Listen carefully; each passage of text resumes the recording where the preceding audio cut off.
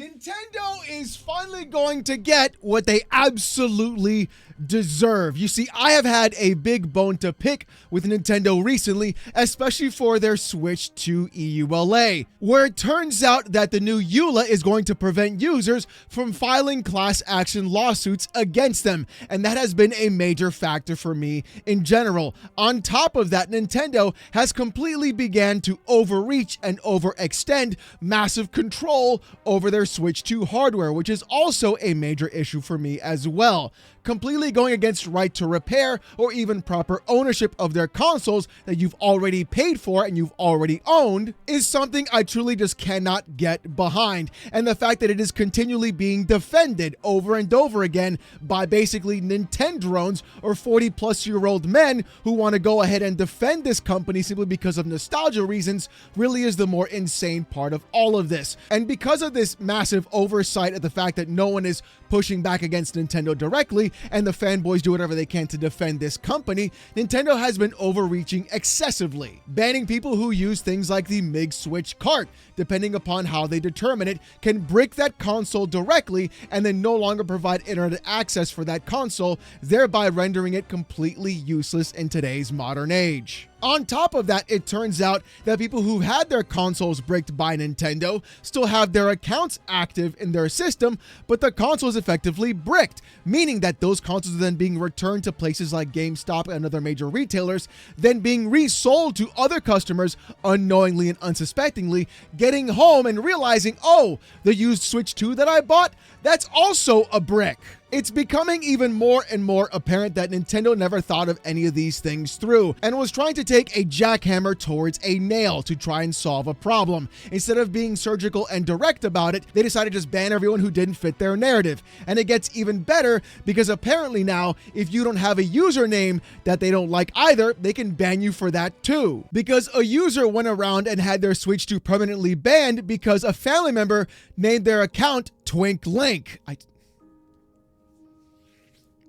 Twink Link. Okay.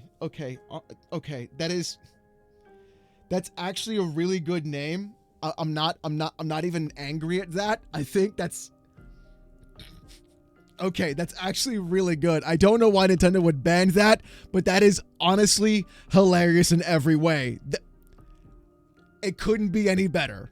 But besides the entire overreach of Nintendo, basically making their EULA to where you can't sue them via class action lawsuit, banning accounts because of names, banning Switch consoles because of the MiG Switch and their massive fear of piracy. Oh, let's not forget them completely going around and destroying emulation as a preservation tactic in the future as well, simply because they refuse to put their games onto different platforms and lock them behind that piece of hardware, even though there is a massive market of PC gamers that would be ready, willing, and able to buy their games at a better performance standard just by simply putting their games onto that platform. But all of that aside, it turns out that the one place going around that could potentially provide a recourse of what's actually happening in this space and give Nintendo their just possible desserts is going to be Brazil. Bom dia! Brazil mentioned, baby! Let's go! Honestly, I am very excited about this because Nintendo is a company that has been using their legal muscle far too often with far too great extent and having massive ramifications and their impact against the actual consumer in the industry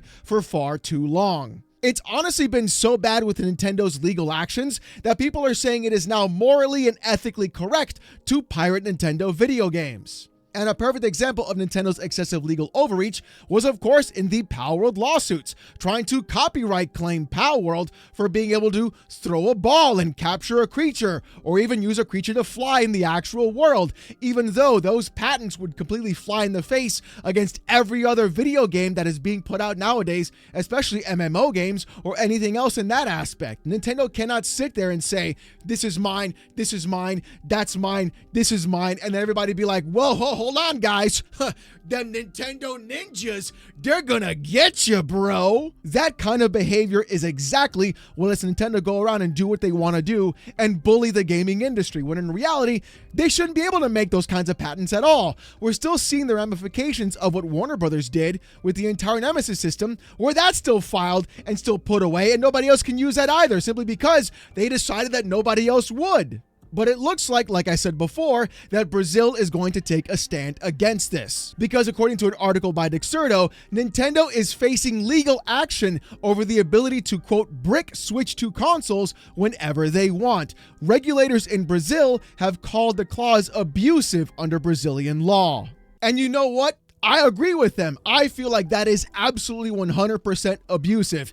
If Nintendo wanted to go ahead and do something to provide a action against your account, that is one thing. We've seen that happen before. But to literally go around and brick systems that people have purchased simply because of the most innocuous things possible, whether or not they're using a MIG switch for piracy, is totally irrelevant. A person who owns the game physically should be able to make a backup of that game, regardless of whether Nintendo wants you to do that or not.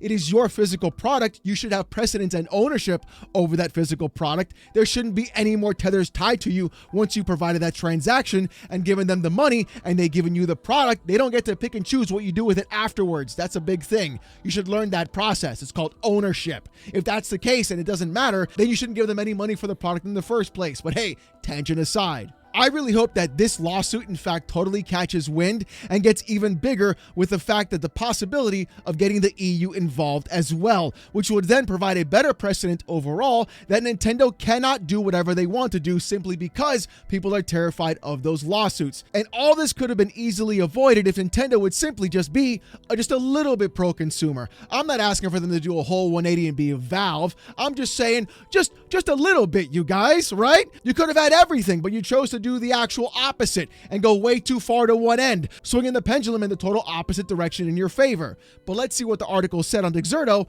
and go from there. Brazil's consumer watchdog is challenging Nintendo over EULA terms that allow the company to ban consoles from online services. In a June 25th press release, Procon SP, the Sao Paulo branch of Brazil's Consumer Protection and Defense Program, requested changes to Nintendo's end-user license agreement, calling certain clauses abusive under Brazilian law. And honestly, they're exactly correct. One of the big factors that I have a big problem with on Nintendo's EULA is that it's incredibly restrictive and does fly in the face of what I would consider to be right to repair. My Steam Deck is a great example. I can buy the parts from iFixit and choose to go ahead and replace whatever part I'd like on my own, without the necessity or need to go ahead and contact Valve to get permission to do so, or to send that device back into them directly to have that done. I can do it on my own time. That's a risk that I'm willing to take, but that doesn't mean that Valve can turn around and brick my Steam Deck, and that doesn't mean that simply because I change the thumbsticks or change the SSD inside of the Steam Deck, then Valve can choose to go through and brick my Steam Deck, or even say, hey, I want to put Windows on my Steam Deck. They're going to brick that device as well. See, that's what I don't want to happen. I don't want to have companies have massive control over the devices that I've already purchased simply because we are living in the age of the Internet of Things. We're at a point right now where we don't even own video games, let alone now getting to the point where we don't even actually own hardware. Because the amount of control that companies and corporations are trying to exert onto you, the customer and consumer, while also at the same time asking for more money from you is really ridiculous. If you're going to exert that much control, then at least the customer should pay less overall. But let's continue in the article though. The main concern is Nintendo's ability to permanently restrict access to services like the eShop and online play if they believe someone has violated its terms, including by using unauthorized accessories or pirated software. This is also known as bricking. Any bricked console receives a 2124-4508 error code and lose total access to online. The console still works offline, but has already resulted in fans unknowingly buying affected secondhand consoles. And like we talked about before in the previous part of the video, where customers are going around and buying secondhand Switches, they're getting them completely bricked because there's no way of testing whether or not that console has been bricked in the first place when it's being sold back to GameStop or being returned back to a store or anything along that nature. And you can bet your bottom dollar the person working behind the counter is not going to take the time to be like, did you use a MIG switch on this? Did you get this console bricked? Like, what's going on here? And use that directly. Nintendo's overreaching, overarching overexertion of them trying to use the EULA to control the actual device and ownership of these devices is really just the problem in general. If they kept a basic hands-off approach and decided, you know what? whatever happens, they're going to buy the fucking thing anyways, like they already have. Apparently 5 million units have already been sold within like the first month, which is absolutely insane, by the way. Then no one would be making this kind of content. Hell, I would have bought an actual Switch and things would have been hunky-dory. There wouldn't have been any problems. But no, they didn't want to go ahead and squeeze out every single dollar they possibly could, going around and charging you $80 for video games, $500 for the console. And after yesterday's video about how much greed they poured out consistently by removing their things from Amazon, as well as just restricting who can buy what from where, you can see that Nintendo is being literally led by Bowser himself. No, I'm not kidding. The guy who's running Nintendo right now, his name is also Bowser. It's just, it really can't be more poetic than that, honestly. And every single gold coin that Bowser wants to pull from your wallet, he's going to attempt to do so. But the article continues by saying this: Procon SP says that canceling subscriptions or services without explanation violates consumer protection rules. Nintendo has no formal legal presence in Brazil, forcing the agency to contact the company's US headquarters just to open talks. Nintendo has appointed a local law firm to handle the matter, but only for this specific case. The existence of a representation in Brazil should be one of the criteria for purchasing decisions, said Alvaro Camilo, Director of Service and Guidance at Procon SP. Whether Nintendo agrees to change its policies remains unclear. The company has 20 days to respond to Procon SP's request. And a lot of things were just divulged right there in that little bit of paragraph, and we can go over that real quick. You see, it turns out Nintendo doesn't even have representation in Brazil for legal matters, so clearly they don't give a They really just do not care. They're going around and being like, we're going to do whatever we want, whenever we want, because one, we're a Japanese station company. Two, we're just going to go ahead and just decide what we're going to do with our devices, even though you've already purchased them. And three, if you want to go ahead and get in contact with us, we're just going to ignore you anyways. The hubris, the insanity, and the giant fact that Nintendo's giving a massive middle finger for anyone trying to go ahead and have some semblance of right to ownership or even right to repair of their own devices really is concerning to me. And the fact that other companies will also see this as a precedent to say like, hey, look, Nintendo's doing it. We can do it too, I bet. And they'll just go ahead and swallow it down like they always tend to do. And that's the problem I have with all of this. I am actually very interested to see which local law firm in the US is going to handle the matter and how they're going to approach this. Because it turns out that if Brazil does in fact win this over, this could set a precedent for other nations to do so as well, or even the EU to then go ahead and force Nintendo to make changes to their EULA, or even go through and make changes directly to how they go ahead and restrict usage of their consoles directly. I'm going to be honest, I'm not a huge fan of government overreach or government oversight in a lot of the things that I like. I don't want to get political. That's not my jam. The difference, though, is at the moment in time, we are seeing corporations and companies run roughshod and wild over every single person simply because they want to be able to control the product after the trade transaction has already been completed. If my Switch gets bricked, I should get my money back from Nintendo. It shouldn't be that they get to keep my money, break my console, control my usage, and decide what I can and cannot name myself or what I can and cannot do on the product that I already purchased or the service that I already paid for. If they want to ban people from the service, that's one thing. Fine, I get it. Make a new profile, make a new account, whatever. But banning the actual console and bricking the literal device to have it no longer be usable and then have it function against the next person wanting to go ahead and get their hands on a Switch 2 thinking they got themselves a deal is a massive concern and issue. I have a feeling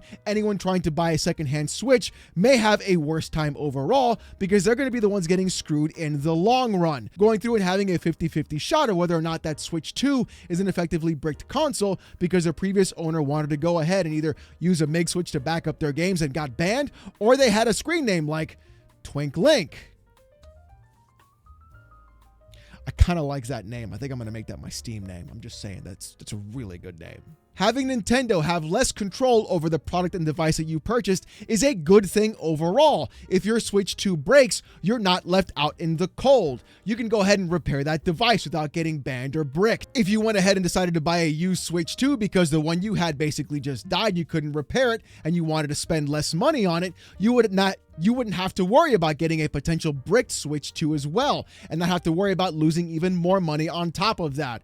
I don't understand why people have this really weird obsession session with only buying directly from Nintendo or only trying to defend this company and corporation on a consistent basis entirely. None of that honestly makes any sense. You should have every opportunity that you can to have a better experience for yourself as a consumer rather than kowtowing, bending over, and putting Belladonna to shame instead of just going through and saying, look, I need to do what's best for me as a consumer rather than what the company thinks is best for them. But of course, there's always one in the crowd, and here's a look. Jordium Z 2002 said this: they'll fail because Nintendo isn't bricking people's consoles. That's misinformation. They're just revoking people's rights to use online services when they break TOS. Jordan, I want to make it very incredibly clear. You cannot use a device to its full capacity if you do not have online internet access. If you cannot access the eShop, you are having a massive restriction on your console. If you cannot log into the actual device and you get an error because the console is bricked, regardless of whatever account you have to set up your account in the first place, that is a massive brick as well. They are literally bricking consoles specifically, especially if you untether your account from that brick Switch 2 and then reattach it to another Switch. Thereby, it is unable to actually pair a new account to that Switch, and people are selling those back to people. Effectively, they're selling back bricks. But your insane defense of this company and corporation truly knows no bounds. We are again in the Internet of Things, and the age of the Internet is seeping into everything. No, I don't need the Internet for my hairdryer. No, I don't need it for my toothbrush. Stop it. Get out. I'm an old man. I will yell at this cloud all day long. This is going way too far. And again, it's honestly easier for Nintendo to simply say, hey, we're just going to ban your account from online services instead of trying to ban the actual device itself. But you know what? When I think about it even further, it's actually more malicious of what Nintendo is in fact doing. They're not just going ahead and suspending your account. They're not shutting down your account. What they're doing is they're sending an error code, bricking your Switch directly so your console no longer functions online, rather than your account no longer functioning online. There's a big difference. You see, Nintendo could simply just shut down your account, keep your Switch 2 active, and you can just make a new account. Not even have to worry, and then you're fine from there. Instead, they're bricking the console from getting online access, which means that for you to actually go ahead and access the online, your account is still active. They'll make you buy an entirely brand new Switch 2 instead, which costs you $500. So what they're doing is, if they don't like anything that falls under their EULA, or if they just have a bad day to piss you off, they're instead going to go ahead and just lock you out of $500 from your device, make you buy a whole nother $500 device, and just put your account there as well. That's even worse. That's even just worse than making an entirely new account, because accounts are free to make, but the console costs $500.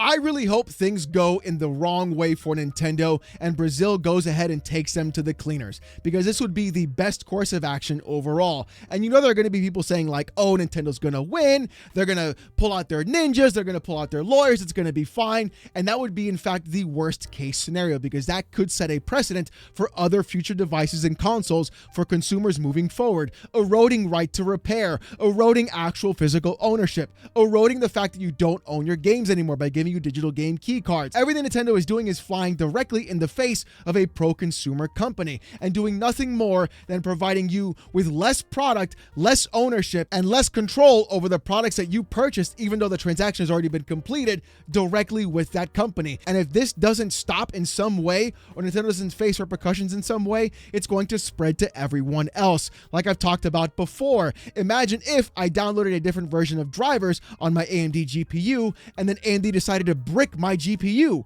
forcing me to buy a whole brand new one. That's exactly what we're talking about here. The amount of control is far exceeding everything that is happening in today's day and age, and it is far greater than people wanted to realize. Hopefully, this flies back in Nintendo's face and there are some ramifications for them directly, because if this doesn't, then it will directly impact every consumer in the future moving forward and will be a greater ripple effect overall. And that is going to be a horrifying scene when you are going to go ahead and own nothing and at least pretend to be happy. Bing, bing, wahoo, I guess, right? But you know what? Let me know what you guys think about this in the comments section down below. Do you think Nintendo is going to go ahead and fall to this lawsuit? Do you think Brazil can even pull through? Can the EU even get involved as well? Honestly, I'd love to hear what you guys have to say. If you want to see more of this kind of content, though, more PC port reviews, gaming news, Steam Deck videos, fanboy content, my hot takes in the gaming industry, and live streams every Saturday night, 8:45 p.m. Eastern, subscribe to the channel. We're on our way to 86,000 subs, and I just want to say thank you guys so very much. If you want Discord access or most during live streams, become a YouTube member. It's as low as $1. If you don't want to spend a buck, don't sweat it. Saturday nights, 8:45 p.m. Eastern, live right here on this channel. The streams are insane. Trust me, you don't want to miss it. With all that being said, though, thank you guys so much for watching. Hope you have a great one, and I'll see you gooners next time. Peace!